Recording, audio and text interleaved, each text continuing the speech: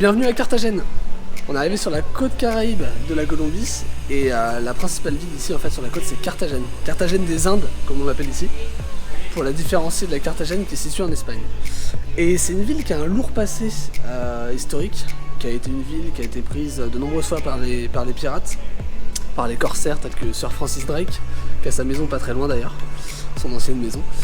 Et c'est une ville très colorée, comme on peut le voir. En fait, tous les bâtiments datent de l'époque coloniale espagnole et tout a été hyper bien conservé. Ça a été repeint maintes et maintes fois, mais franchement, c'est très très bien conservé. Il y a des couleurs de partout et c'est vraiment sympa. Très touristique, mais vraiment très beau à visiter. Donc on va aller faire un petit tour de la vieille ville.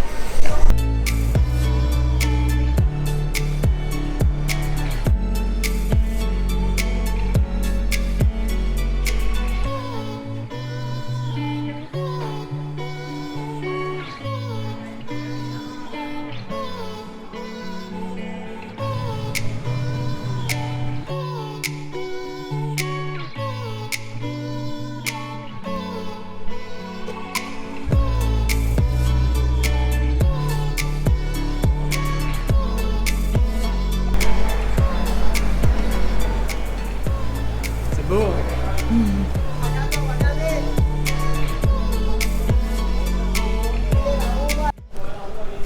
Aujourd'hui on est toujours à Carthagène et on se balade dans le quartier de Gethsemani, qui est un quartier qui est en retrait des remparts et de la vieille ville, qui est vraiment juste à côté en fait. C'est un quartier historique très important, parce que c'est ici en fait qu'a commencé l'indépendance de la Colombie, et notamment de Carthagène, qui a été la première ville à déclarer son indépendance en Colombie, vis-à-vis de l'Espagne. C'était en 1816 il me semble. Et donc à Gethsemani en fait il y avait beaucoup, c'était un quartier d'ouvriers, avec notamment beaucoup de personnes qui se sont battues pour l'indépendance. Et c'est ici que ça a commencé, sur la place qui est juste derrière nous, la place de la Trinité. Et donc c'est vraiment hyper intéressant. Et le quartier s'est un peu transformé ces dernières années. C'est un peu devenu le quartier des routards ici, un peu en mode hippie, etc. Avec beaucoup d'auberges, des graffitis, comme ici, juste derrière moi. Et puis pas mal de petits cafés et de restos sympas. Donc on se balade dans le quartier et puis on continue de découvrir cette belle ville de Carthagène.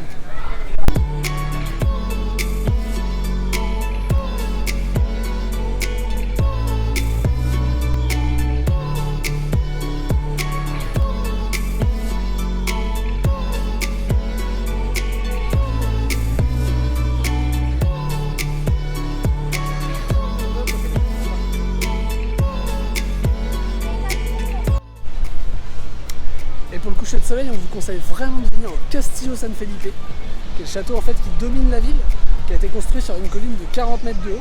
Et on voit au loin derrière moi beaucoup de grandes buts. Et le centre historique par là-bas. Et en fait ce château, c'est le plus grand château, la plus grande forteresse coloniale jamais faite par les Espagnols dans leur colonie, donc ici à Carthagène des Indes. Et il a été commandé en 1632. Il s'est terminé une centaine d'années plus tard.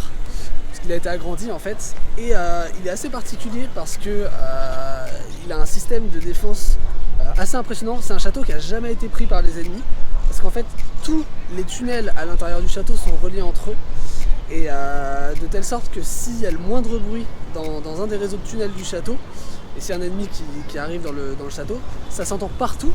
Et en fait des mines avaient été placées à plusieurs endroits afin de faire exploser les endroits où se situent les ennemis. Donc c'était assez bien pensé. Et c'est aussi pour ça qu'il n'a jamais été pris d'assaut ce château, et qu'il a permis en fait à Carthagène de rester libre assez longtemps finalement. Donc voilà, belle forteresse.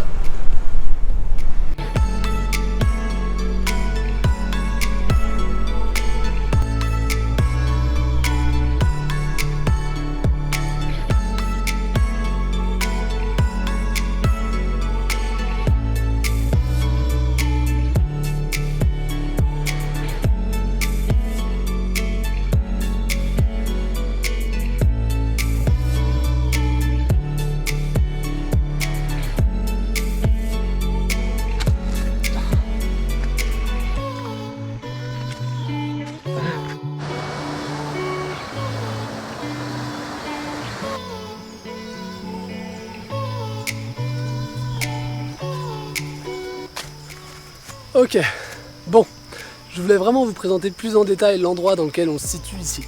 Donc on est à Casas Viejas, qui est un écolodge où on va séjourner pendant 2 nuits, situé au cœur de la Sierra Nevada de Santa Marta.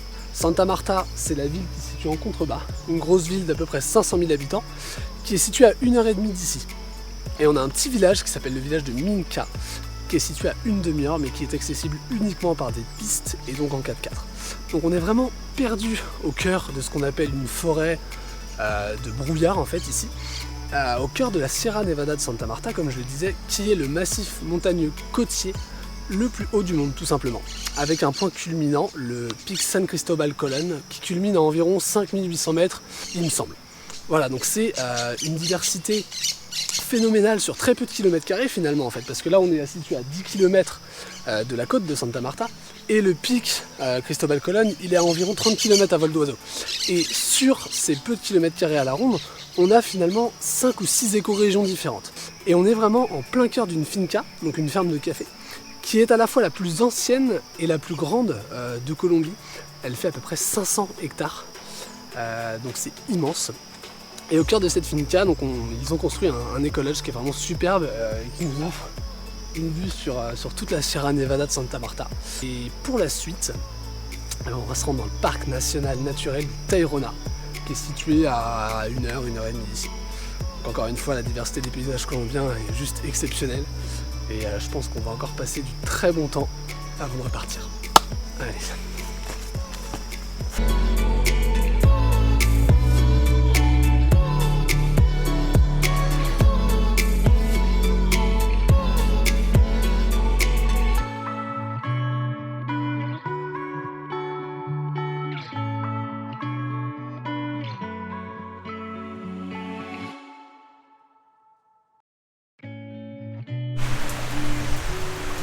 Bon, voilà à quoi ressemble notre vie depuis 3 jours. Nous sommes sous la pluie incessante. Allez, c'est parti. On a le sourire, il fait à peu près beau, et on quitte l'hôtel en direction du parc naturel Tayrona. On va quand même aller déposer les gros sacs pour être un peu plus léger dans le parc, pendant la randonnée. Mais on est content, il pleut pas déjà, c'est déjà une très bonne chose.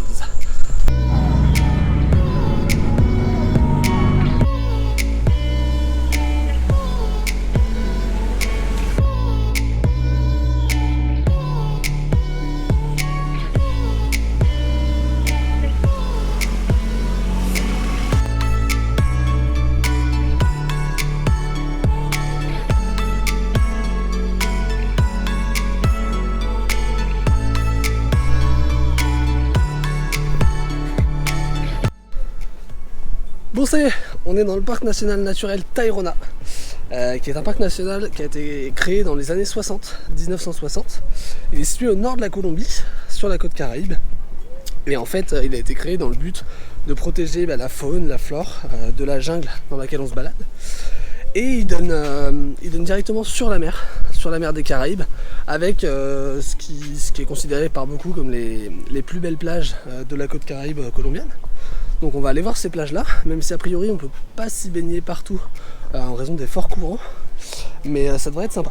Et ce parc national, il abrite aussi encore des populations indigènes qui vivent toujours ici, mais on ne peut pas leur rendre visite. En fait, ce qui a été décidé avec le gouvernement, c'est d'interdire l'accès aux populations pour les touristes, ce qu'on trouve tout à fait logique, parce qu'en fait ils font leur petit truc et ils n'ont pas envie d'être dérangés. Ce qui est tout à fait normal. Cet accord-là, il a été passé en 2019. Avant, c'était possible de leur rendre visite, mais je pense qu'ils ont vu un petit peu la dérive que les touristes pouvaient apporter. Donc voilà, on va se balader dans la jungle. Ça a l'air plutôt sympa.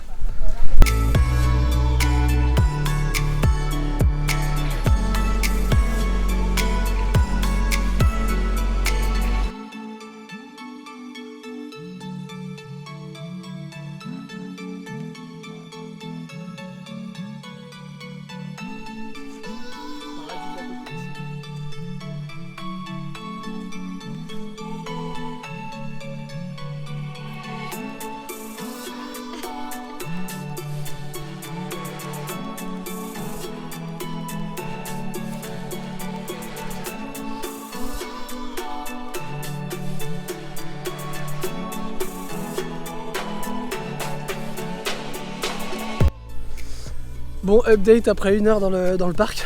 Voilà, on est tout trempé. Il fait hyper chaud, mais on va pas s'en plaindre. Clairement, on est vraiment trop content. On peut être dans le parc, il pleut pas pour le moment. Et c'est juste magnifique. Là, on a quitté un peu la foule. Et on est tous les deux, on vient de se prendre une petite coco. Et on est vraiment trop bien. C'est ultra stylé.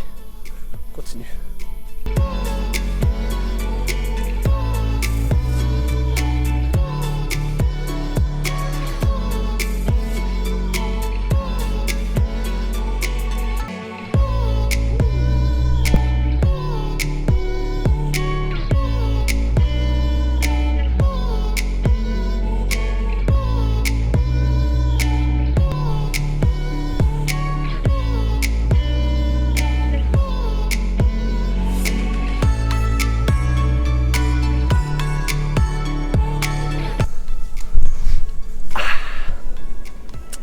On nous avait dit 1h30 à 2h pour arriver à Cabo San Juan, qui est la plage la plus connue du parc. Ça fait 2h15 qu'on marche. Voilà. Et on est encore à 20 minutes je crois. Donc autant dire une demi-heure.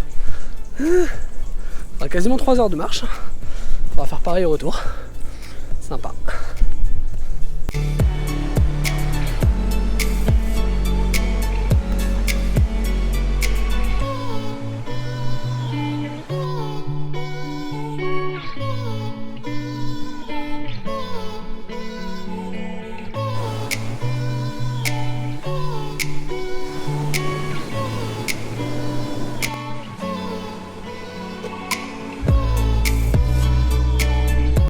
Ça y est, après quasiment 6 heures de randonnée, on a fait le tour. Bien joué. On est dans un état, on va aller prendre une bonne petite douche. Et manger un bout aussi, parce qu'on commence à avoir la dalle. Mais c'est très cool. On va essayer d'aller à la piscine, ouais. Allez. Et voilà, c'est donc ici que s'achève notre périple d'1 mois en Colombie. Et comme vous pouvez vous en douter, on a vraiment adoré ce pays, c'était exceptionnel. Et on ne peut que vous conseiller d'aller y faire un tour par vous-même.